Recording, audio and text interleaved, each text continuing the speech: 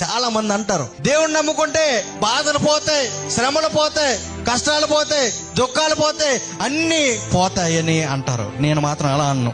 దేవుణ్ణి నమ్ముకుంటే మీకు శ్రమలు వస్తాయి, కష్టాలు వస్తాయి, దుఃఖాలు వస్తాయి, బాధలు వస్తాయి, ఇరుకులు వస్తాయి, ఇబ్బందులు వస్తాయి. షడ్రక్ మెస్సెగ్ అబుద్ధినో ఉన్నారు కదా, ప్రతిమకు పూజించమన్నారు. మేము పూజించాం, దేవుడి కోసం చచ్చిపోవడానికి రెడీగా ఉన్నాం, కానీ పూజించమన్నారు. అప్పుడు వాళ్ళకి ఏమొచ్చింది?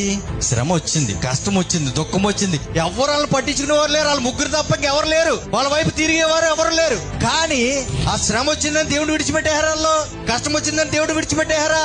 బాధ వచ్చిందని దేవుడు విడిచిపెట్టారా? అగ్నిగుండంలో వేసేస్తున్నారని దేవుడిని విడిచిపెట్టేశారా?